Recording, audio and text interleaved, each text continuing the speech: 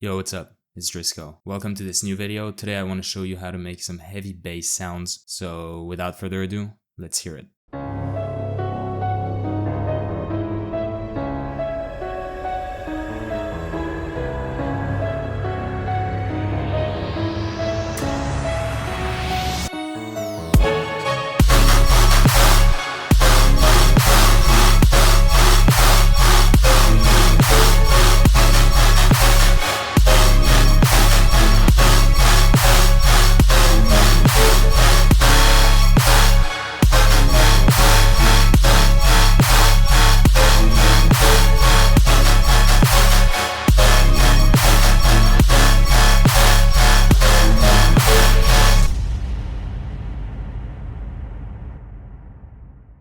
Alright, so first of all, I want to start by explaining how I started this project. I was browsing through my samples and I found this really random samples that I have. It's a drill melody and it sounds really cool and I wanted to use it in this drop. So this is the sample that started everything.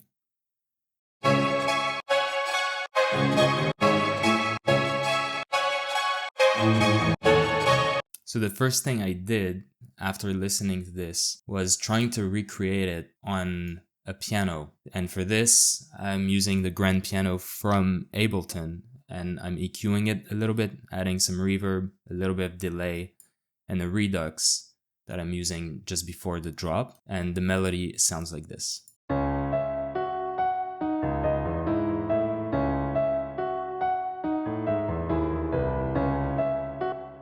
So it's not exactly the same notes here at the end, but I couldn't hear it properly in the sample, so I think this is good enough. And then the second thing I did was recreate it using violin samples that you can get for free using the Labs Spitfire audio, and it sounds like this.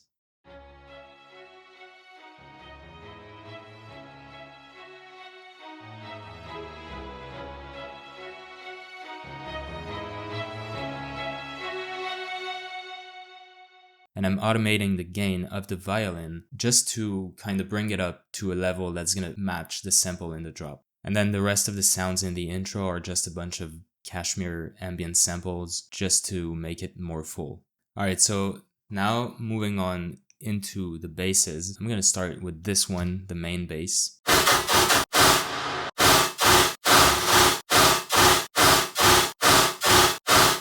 So as you can hear, it's not the most beautiful bass ever, but in the context of the drop, I think that it works perfect. The way I made it was by using a square wave and FMing it by this FM splat wavetable that you can find in the digital menu here. I lowered it 2 octaves and I added this all pass filter on the sound, and here's how it sounds without any effects. Then I added, like always, some hyper dimension with 0 size for the dimension and 0 hyper. This is to make it a little bit wider in the speakers. And then I'm adding this soft clip distortion and a very short delay on 23 milliseconds. The delay here adds a little bit of metallic effects to the sound. Then I'm compressing it with the multiband compressor, just to beef up the sound. And at the end, I'm adding this comms filter with the cutoff at 20 Hz.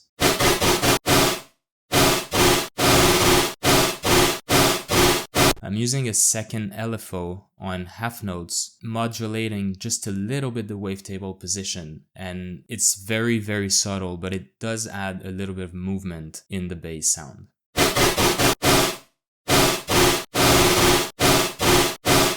So that's it for Serum, and now moving on to the post-processing. I started by adding these 2 OTT with the output up on both of them. The time is up quite a lot and the amount is reduced to 55% on the first one and 35% on the second one. Then I'm adding this disperser. It's helping boosting the low end a little bit. And following that, I have a saturator with the soft clip activated and the drive is at 4 decibels.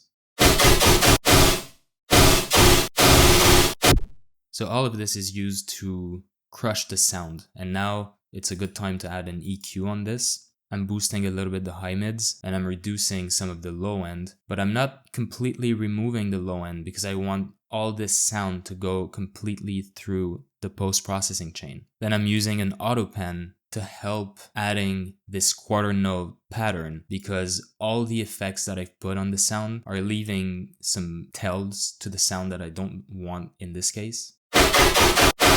And with the auto pan activated on quarter note, it's helping it make it more clear.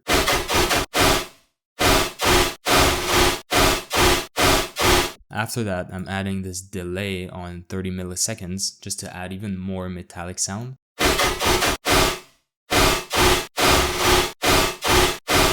And then I'm adding this vocoder with the noise carrier, and it is just really adding some wideness to the sound and some noise that really fits well in this case, I think.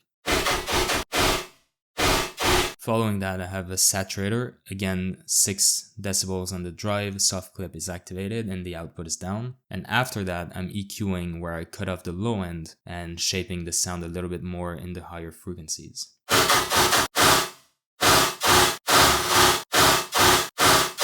And then following that, I have this reverb that I'm just using for automation when there's no note playing.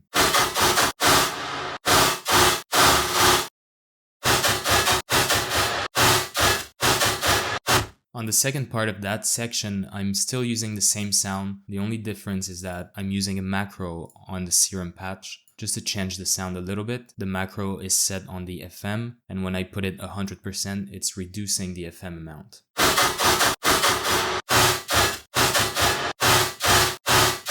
The post-processing and the effects are exactly the same. And then moving on to the second bass, this one is my favorite. I don't know, it just sounds awesome, I think.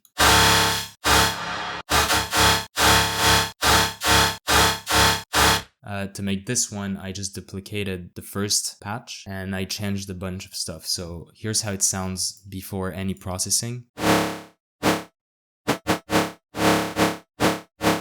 I changed the wavetable that I'm using for the FM. This is the harmonic series here.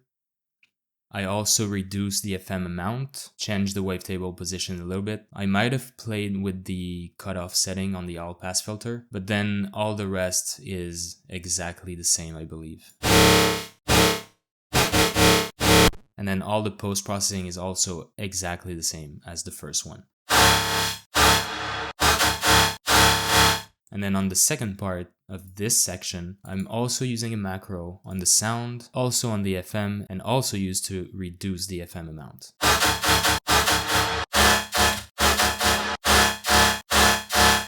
So you see, it's not too complicated. I have 4 bass sound variation, and all of them come from the same initial patch that I made. And then under this, I have this really fat sub bass. It's the same sub bass that I'm using in all of my drops pretty much. So I'm not gonna go over the details, but basically you have a sine wave with a little bit more harmonics and some modulation on the coarse pitch, and just a lot of saturation and distortion and compression just to make it sound really huge in the speakers.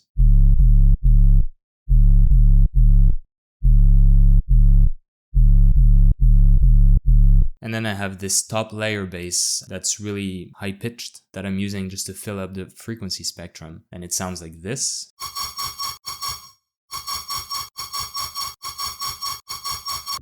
So as you can see, the main bass sounds are mostly playing quarter notes, and this support layer is playing 8 notes, and I feel like they complement each other pretty good in the context of the drop. And again, for that one, this is also coming from the first patch that I made, and I just changed a little bit some stuff. I'm using a saw wave, I'm using the FM splat wavetable for the FM. I changed the octaves on both wavetables, but the rest is pretty much the same actually. The post-processing still has the OTTs, the saturator. I removed the vocoder, I removed the reverb, and you can just adapt some of the settings from the post-processing chain just to fit the sound a bit better, especially the EQ and the auto pan in my case. Also, I want to come back on the basses. I forgot to mention, but the main bass and the sub bass are grouped together. And for those of you who watch my videos, I like doing this. I group the main bass and the sub bass together, and I add a G clip on the group